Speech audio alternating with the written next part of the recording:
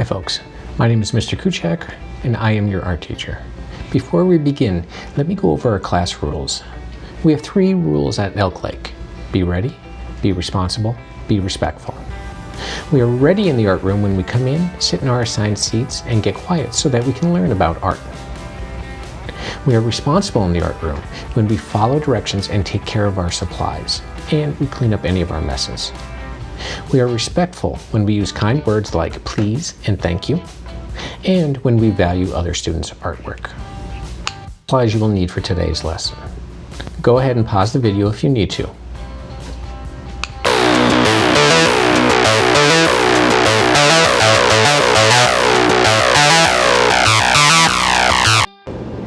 Hi folks, today we are going to do our second part of our Claude Monet picture where we're working on our skies. Now with your sky, we want to press really light with the pencil. We don't want to press as hard as we can because we want to save that pressure. So we have 3 different ways that we can color. We can color light, we can color medium, or we can color really dark or really hard with the pressure. We want to save the pressure for the things that are important, the hay bales. So with our sky, we want to go back and forth and nice and light. Now, you have your choice. You can either do a morning sky. So with the morning sky, use colors like pinks, orange, red, light blue. Anything that says light in it is pretty much the color that you want to use for your morning. Or you can do an afternoon or like night, almost sunset type sky. So with the sunset, you could use reds, you could use some oranges in there. You can also use dark blue, think dark red, purple, violet. Any of the dark colors are great for there. Now, as far as black and white, black is going to make things a lot darker. So you might want to hold off until the end to blend some of that in there. And white is going to make things softer. So same thing, once you have everything colored in, then take a look at it and see if that is something that you actually need to use. Now I'm going to move my camera so that you can see me work, and I'm going to do 2 different skies for you. And then once that's done, then we'll go on to what would be the next day of working on the ground, and then we'll do our last day, which is our hay bales. Okay, as you can see, I have 2 different pictures. So I'm going to take my first one and I am going to make this one my morning sky. So with my morning sky, what I want to think about with this is nice, bright, light colors. So one of the lightest ones that we have is our yellow. So with my yellow, I'm going to get in here and I'm just going to start using my pencil. Now, when I use my pencil, I'm actually holding it sideways instead of on the point. If I'm putting it on the point, I'm putting a lot of pressure in that one spot. And if I have all that pressure there, it's going to come out super, super dark. I don't want that. I want it nice and light. So I'm using the side of the pencil. I'm putting my hand on top so I don't break the point. And I'm just going back and forth like a normal sky. The only time we want to go up and down in the sky is if you're drawing a picture of a tornado where it's coming all the way down. But with our sky, we want it nice and soft, and we want it just to go back and forth. Even if I'm next to a hay bale, I'm going to go back and forth. If I'm on top, I'm going to go back and forth. So I'm going to take my time and I'm just going to go between my hay bales. Once I'm done with one color, I'll just set it off on the side, and then I'll pick my next color. And maybe my next color is orange, and I'm going to go into now where some of those white spots are. So I might have some white spots down here near the bottom. I might have some white spots here. I might even have some white spots over here by the edge. Now when you are coloring, please make sure you go right to the edge of the paper and go off. If you put another paper underneath, it makes cleaning the table a lot easier. So once again, I'm just going back and forth, nice and light, just trying to fill in that space. Notice there's still white spots in there. That's perfectly okay. So now I'm going to pick another color. I'm going to take some pink here. Let's see if this will brighten things up a little bit. There we go. And I'm going to come in and I'm going to add my pink right into my colors. So now I'm starting to have colors that are blending together, where I have one color on top of another color, and those colors are going to really start blending together really nicely. It's very important to have those in there. Now notice I haven't used any blue yet, and the reason why is blue and orange, they're opposite colors. They just don't get along well. So if you use blue in there, it's going to turn into a muddy gray with the orange, and where you have yellow, it's going to turn green. So I'm going to try to avoid using blue in this if I can. Now once I have that in there, I just want a little bit of some red in there too. So I'm going to do some red streaks in here. Once I have my colors kind of planned out and say, okay, these are the colors I'm using, now I'm going to go back in and I'm going to just go over my colors a little bit more so that the colors that might have gotten lost will jump out a little bit more.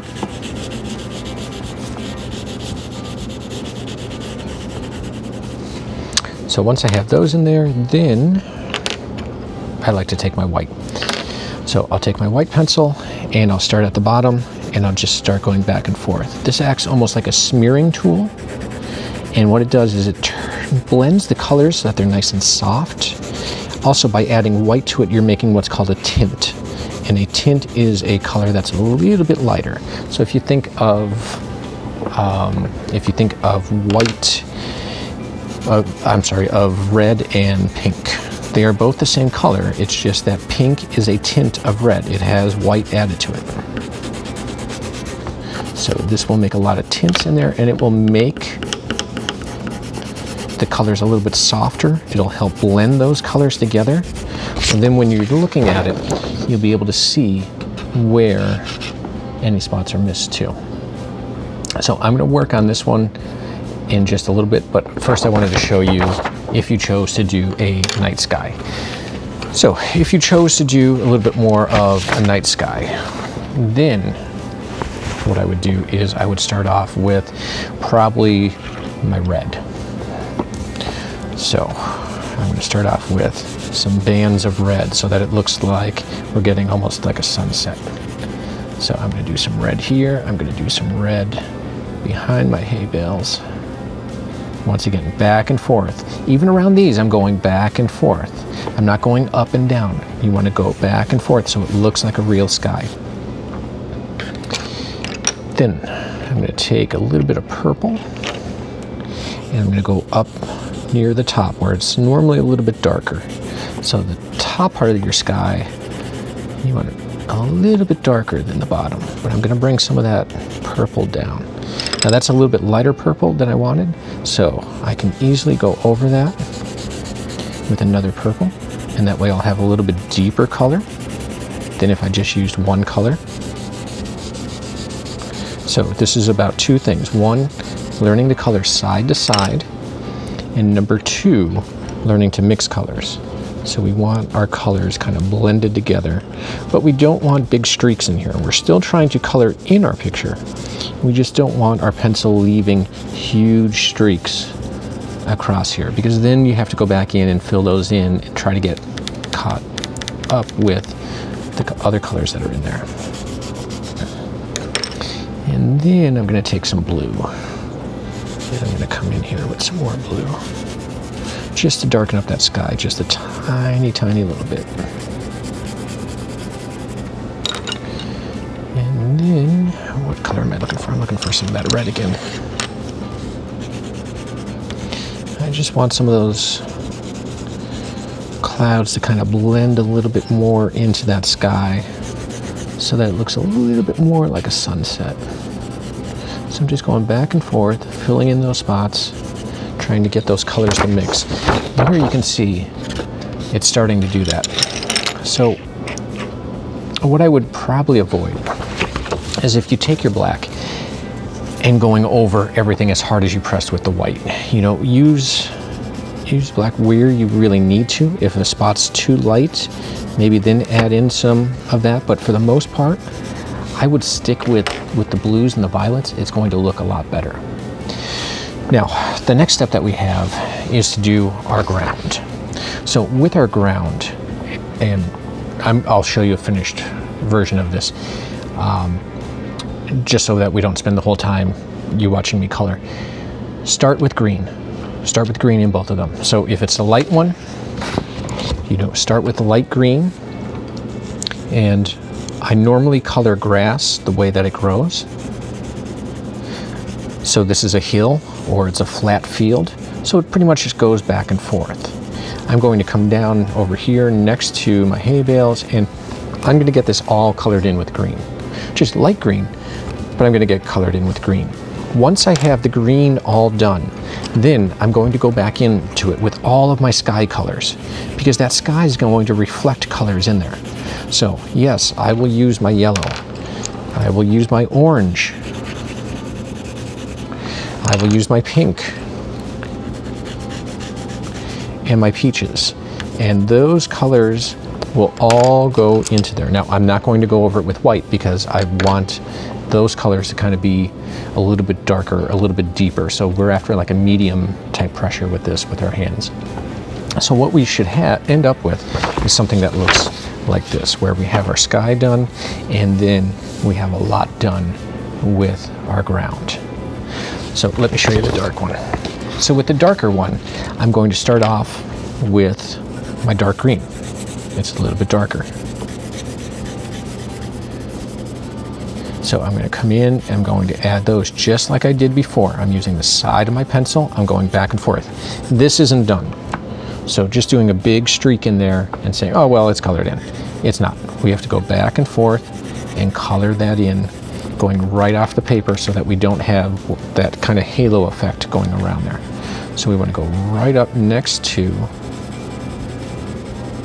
our objects. Now, underneath, that's a good spot to use some darker colors. So things like your violets.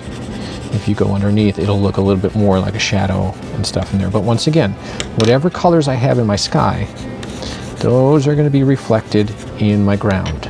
So use all of those colors that you have.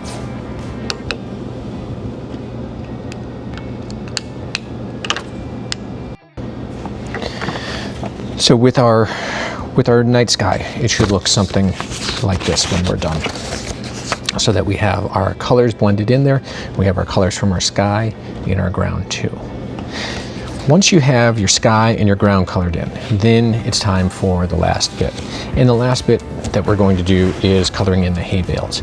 So with the hay bales, you want to press with these. You want to press as hard as you can, and make sure there is no white paper. Now, I suggest that you use yellow, or if you have a light tan that you want to use, but I wouldn't go with like a really deep dark brown, because the next step that we do just won't show up. But you're going to press as hard as you can with your pencil, really pressing, really filling that up. You know, this is a time where you're going to go back and forth and up and down with your pencil to make sure that there is no white spots. You want that filled in all the way. Press as hard as you can, up and down and back and forth, up and down and back and forth, up and down and back and forth. You want to keep making sure that you sharpen your pencil. What you don't want to do is don't let your pencil get so far down where it's just wood and you're scraping up then your yellow, because then it's very difficult to get it colored back in. So you want to make sure you always have pencil lead there so that as you're coloring, those colors will really jump out at you.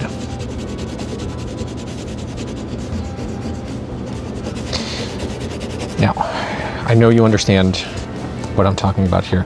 So once these are all colored in, then to make these hay bales really jump, I want you to take red, orange, yellow, green, blue, violet, and you are going to add texture lines on these. So texture is how something feels. Well, this is hay. So we're going to do lines, and we're going to go right on top, really press. So there's red. And then I go to orange. And I'm going to go right on there. Yellow is already there, so I'll wait until next time. Green. Red, yellow, red, yellow, red, orange, yellow, green. And then blue.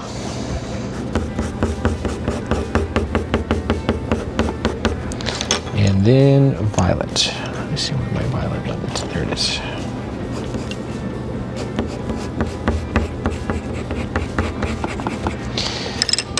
I would do that probably 2 or 3 times.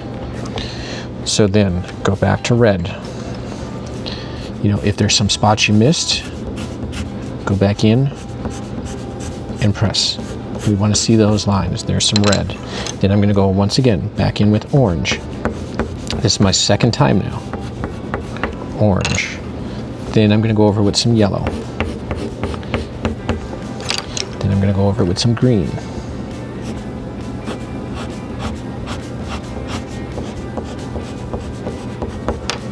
And then I'm going to go over it with some blue.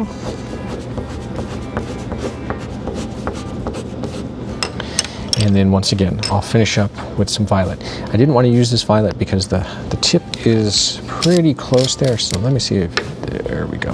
I think that'll work a lot better now. There we go. That'll add some of those dark colors into there.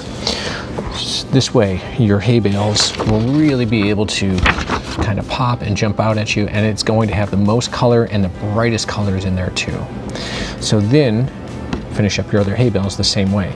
Now, with these being round, you probably want to use a rounded design inside there once you have it colored in, but color it in first.